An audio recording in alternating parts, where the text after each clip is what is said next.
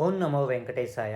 ప్రియ శ్రీనివాస్ భక్తులారా, మనం ఇవాళ స్వామి అవ్యక్తుడా లేకపోతే వ్యక్తుడా?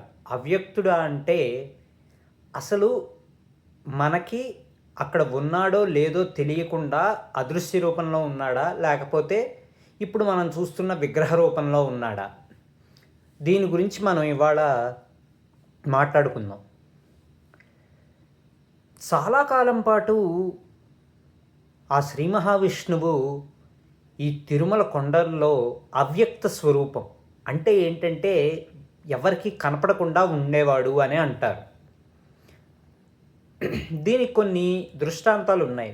కొన్ని పురాణాల్లో ఎవరెవరైతే ఆయన్ని భక్తిగా పూజించారో, ఎవరెవరి అనుగ్రహం ఉందో ఆయన మీద, దానికి తగ్గ ఫలాన్ని బట్టి ఆయన ప్రత్యక్షం అవుతూ ఉండేవాడు వాళ్ళకి. అసలు మొత్తం ఆ ప్రతి సానువు అంటే రాయి రప్ప మొత్తం అంతా భగవంతుడని నమ్మేవారు ఉన్నారు. అలానే ఆ కొండ మొత్తం అంతా భగవంతుడని నమ్మేవాళ్ళు కూడా ఉన్నారు. దీన్ని బట్టి మనకు అర్థమవుతోంది ఏంటంటే శ్రీనివాసుడు ఇప్పుడు కాదు, ఎప్పటి నుంచో ఆ తిరుమల కొండల్లో ఉన్నాడు అని చెప్పి మనం అనుకోవాలి. ఇదే కాదు, కొంతమంది మహాభక్తులైన రామానుజాచార్యులు, వ్యాసరాయలు, ఇంకా వ్యాస భగవానుడు, వీళ్ళందరూ కూడా ఈ కొండని పరమ పవిత్రమైనదిగా భావించి కాళ్ళతో ఎక్కడానికి కూడా వాళ్ళు చాలా మదనపడ్డారు. అందుకే మనం మోకాల పర్వతం దగ్గర ఎక్కేటప్పుడు రామానుజాచార్యులు మోకాల్ పర్వతం దగ్గర రామానుజాచార్యులు వారి గుడి ఉంటుంది మనకి, అలిపిరి నుంచి వెళ్తే. కాబట్టి ఏంటంటే ఆయన అసలు మోకాల మీదే పర్వతం ఎక్కారు అని అంటారు. ఇంకోటి ఏంటంటే చాలామంది మహానుభావులు అక్కడ మూత్ర విసర్జన చేయడానికి కూడా ఇష్టపడేవాళ్ళు కాదు. ఎందుకంటే అసలు అది మొత్తం అంతా భగవంతుడి ప్రతిరూపం అని. కాబట్టి మనం ఇప్పుడు చూస్తున్న తిరుమల కొండ ఇంతకుముందు అధ్యాయాల్లో చెప్పుకున్నట్టుగా అదేదో సాధారణమైన పరమతం కాదు, సాక్షాత్తు అదంతా శ్రీ మహావిష్ణువు స్వరూపం అనే అంటూ ఉంటారు. అలానే ఇంకొన్ని పురాణాల్లో ఇంతకుముందు మనం చెప్పుకున్నట్టుగా ఈ పర్వతాన్ని శేషుడు తీసుకొచ్చాడు అని ఒక 2 వారాల క్రితం చెప్పినట్టున్నాను. ఈసారి ఆ కథ కొంచెం విపులంగా చెప్తాను. వాయుదేవుడికిను శేషుడికి మధ్య తగాదా వస్తుంది. ఎందుకంటే జై విజయులు వెళ్ళిపోయిన తర్వాత శేషుడు వైకుంఠానికి కాపలాగా ఉంటాడు. వాయుదేవుడు వస్తే లోపలికి రానివ్వడు. అప్పుడు వాయుదేవుడు అంటాడు, శేష, నేనెవరో నీకు తెలుసు, అవసరార్థమై భగవానుడితో మాట్లాడడానికి వచ్చానంటే శేషుడు గర్వం తలకెక్కి, ఏంటి నువ్వు స్వామితో మాట్లాడతావా? నువ్వు జస్ట్ నార్మల్గా ఒక వాయువి, అదే నేనైతే ఆ శ్రీ మహావిష్ణువుకి పాన్పుని, కాబట్టి నీకన్నా నేనే అధికుణ్ణి అని పోట్లాడతాడు. అప్పుడు ఒక విషయం చెప్తాడు. ఎవరు? వాయుదేవుడు. ఇంట్లో కలిగి తిరిగే పిల్లి ఉన్నంత మాత్రాన పాలు తాగితే నోరు మూసుకుని ఉంటామా? ఒకటిస్తాము. అదే బయటున్న శునకానికి చూడు, అది ఇల్లు మొత్తం రక్షిస్తుందని చెప్పి దాన్ని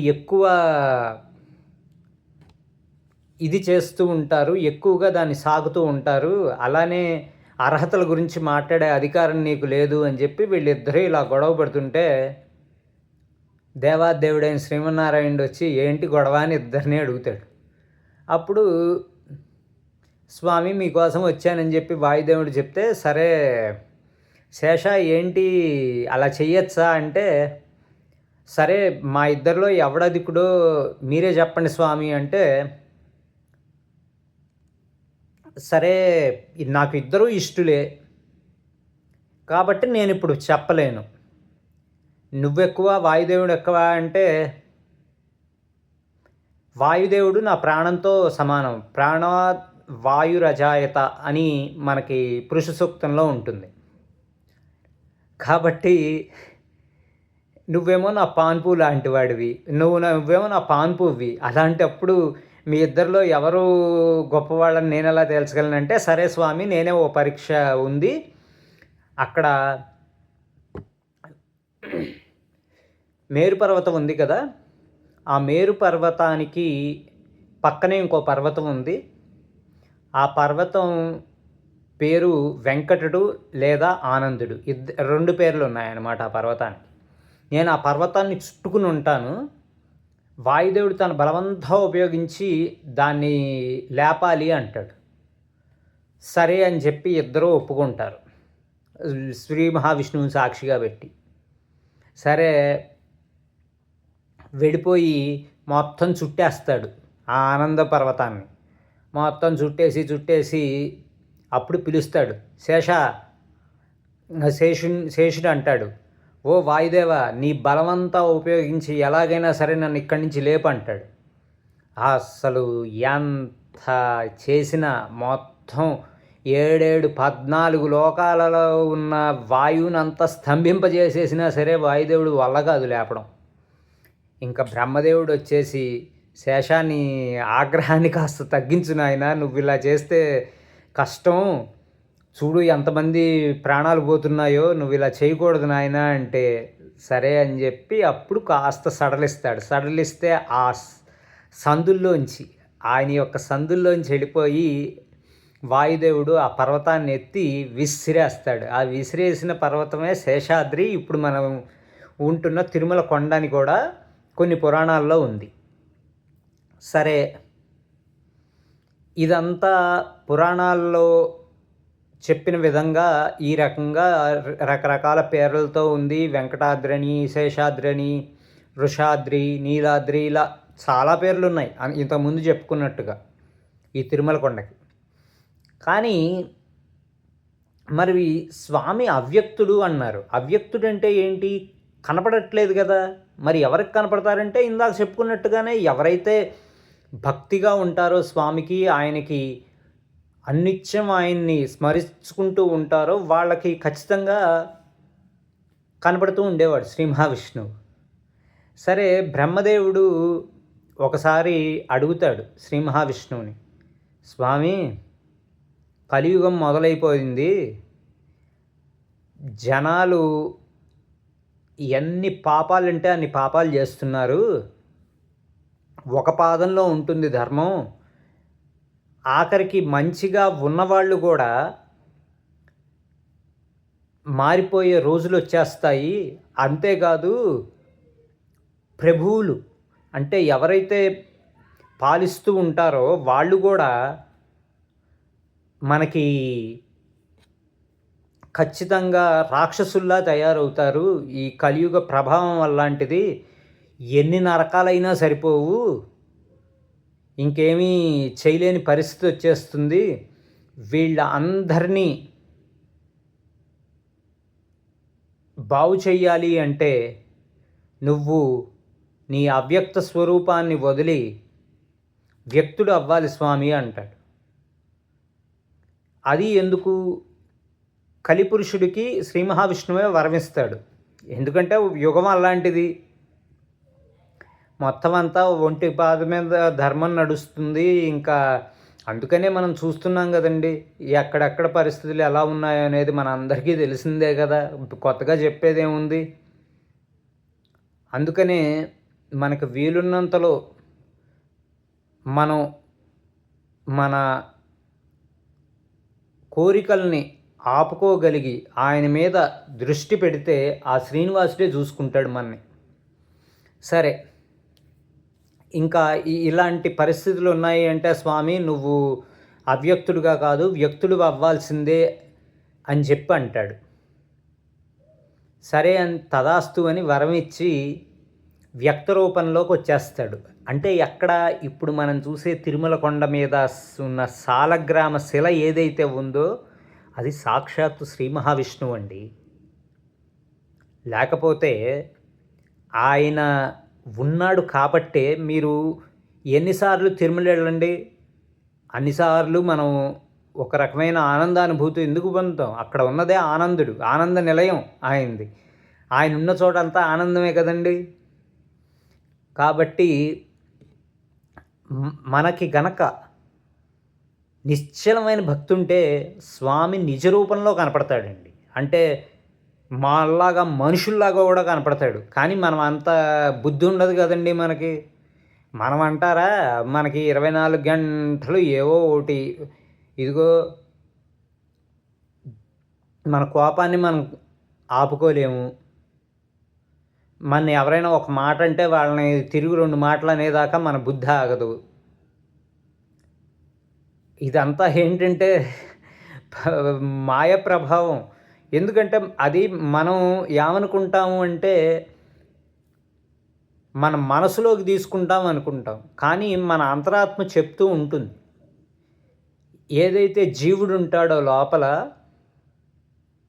ఆ జీవుడికి ఎప్పుడూ మరణం లేదండి. ఆ జీవుడు ఎక్కడి నుంచి వచ్చాడంటే సాక్షాత్ భగవంతుడి నుంచే వచ్చాడు. మన మొత్తం శరీరం ఎంతుంటే మనకున్న జీవాత్మ ఇంతే సైజు. అంటే ఇంత అంగుష్ట, ఒక బొటన వేలంత ఇది మాత్రమే ఉంటుంది జీవాత్మ. అదే మన జ్యోతి స్వరూపుడు అంటారు. మన గుండెల్లో ఉన్న జ్యోతి స్వరూపం భగవంతుడని అంటూ ఉంటారు. అలాగా స్వామివారు మనకి ఎప్పుడు ఆయన దగ్గర నుంచి వచ్చిన వాళ్ళం మళ్ళీ మనం ఆయన దగ్గరికే వెళ్ళేట్టుగా చూసుకోవాలి. అది భగవద్గీతలో కూడా నా కోసం వెలగాలంటే ఎక్కడెక్కడో తిరగక్కర్లేదు, ఎక్కడెక్కడో చూడక్కర్లేదు, నీలో ఉన్న జ్యోతి స్వరూపాన్ని నువ్వు చూడగలిగితే నువ్వు నన్ను చూసినట్టే. అలా అంటే ఏమండి మరి గుడికి ఎందుకు వెళ్తున్నావు అని అడగచ్చు. ఒకటండి, మనం అద్వైత సిద్ధాంతం కానీ, ద్వైత సిద్ధాంతం కానీ, విశిష్టాద్వైత సిద్ధాంతంలో కానీ సిద్ధాంతాల పరంగా తేడా ఉందేమో కానీ భగవంతుడు సర్వాంతర్యామనే చెప్తుంది. అది నీలో ఉన్నాడా, లేకపోతే జనాల్లో ఉన్నాడా, లేకపోతే నువ్వు ఆయన వేరువేరా అనేది పక్కన పెట్టేస్తే దేవుడు అన్ని చోట్ల ఉన్నాడు. అన్నీ చెప్పేది ఒకటే, దేవుడు సర్వాంతర్యామి. ఆయన ఇందుగలడు అందులేడని సందేహము వెలదు. చక్రి గతుండు ఎందెందు వెతక చూసినా అందందే కలడో ఈ దానవాగ్రని వింటే. కాబట్టి ఆయన ఎక్కడైనా ఉంటాడు ఆ శ్రీ మహావిష్ణువు. కాబట్టి మనం ఇప్పుడు కథలోకి వచ్చేస్తే బ్రహ్మదేవుడు ఇలా అనేటప్పటికీ ఆయన అవ్యక్త స్వరూపం కాస్త వ్యక్త స్వరూపంలోకి వచ్చేసేసి అలా శాలగ్రామ శిల్లా ఉండిపోయాడని చెప్పుకున్నాం కదా.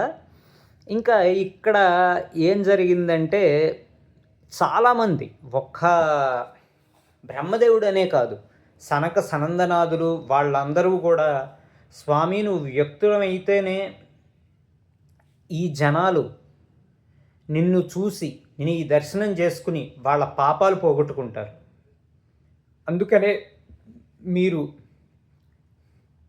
వ్యక్త స్వరూపంలో అందరికీ కనపడేట్టుగా ఉండండి స్వామి అని అందరూ ప్రార్థించబడడం వల్ల స్వామి మనం ఈరోజు తిరుమల కొండ మీద చూడగలుగుతున్నాం ఆ శ్రీనివాసుని. చూడండి, మనం ఎన్నో యుగాలు గడిచిపోయాయి, ఎన్నో మన్వంతరాలు గడిచాయి. ఇది వైవస్వత్ మన్వంతరంలో ఉన్నాం మనం. మనకేనండి అదృష్టం ఈ స్వామి యొక్క వ్యక్త స్వరూపం ఎలా ఉండేదంటే ఇప్పుడు కూడా ఉంది. కిరీటం, శంఖం, చక్రం, నాగాభరణాలు, కత్తి, పద్మపీఠం, దీని మీద స్వామి. మనకి కనపడని విరజానది. ఇలా స్వామి వ్యక్త స్వరూపంలో వచ్చాడు. ఇంతాక చెప్పుకున్నట్టుగా నరకాలు బాగా ఎక్కువైపోతాయి కలియుగంలో.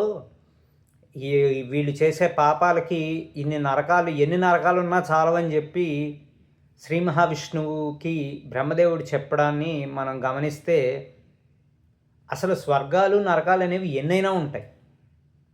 శ్రీ మహావిష్ణువు ఎన్నైనా సృష్టించగలడు. కానీ ఎందుకు ఆయన మనకి వేరే దారి ఎందుకు చూపిస్తున్నాడు?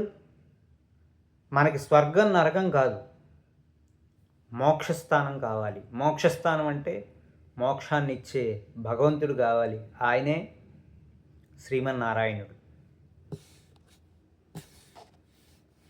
ఇంకోటండి, మరి ఇన్ని యుగాలు గడిచిపోయాయి, ఇన్ని మన్వంతరాలు గడిచిపోయాయి కదా, స్వామి అవ్యక్తుడని అనుకున్నాం కదా, మరి ఇప్పుడే వ్యక్త స్వరూపంలో ఎందుకున్నాడంటే ఈ వ్యక్త స్వరూపంలో స్వామి సాక్షాత్తు వైకుంఠాన్ని తీసుకొచ్చి భూమి మీద పెట్టింది ఈ 28వ కలియుగంలోనే.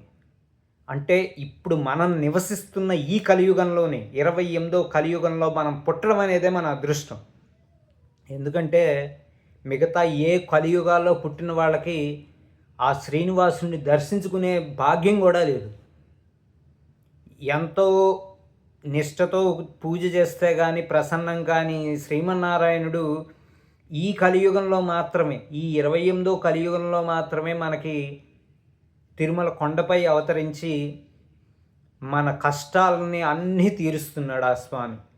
కాబట్టి ఒక్కసారి మనం ఆలోచించుకుంటే ఈ యుగంలో పుట్టినందుకు మనం అదృష్టవంతులం.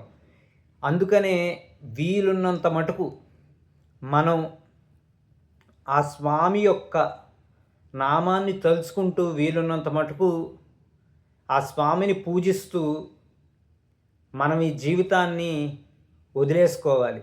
ఆయన నామాన్ని తలుస్తూ వదులుకున్నా చాలు, ఆయన దగ్గరికే వెళ్తాం మనం. శ్రీనివాసుడు అంటే ప్రత్యేకంగా చెప్పక్కర్లేదు కదండి. ఆ మహానుభావుడు మనకి తిరుమల అంటేనే ఒక రకమైన ఆనందం వచ్చేస్తూ ఉంటుంది. ఆ తిరుమల గోపురమే మనకి ఇచ్చే ఆనందం అంతా ఇంత కాదు. కాబట్టి వీలున్నంత మటుకు మనం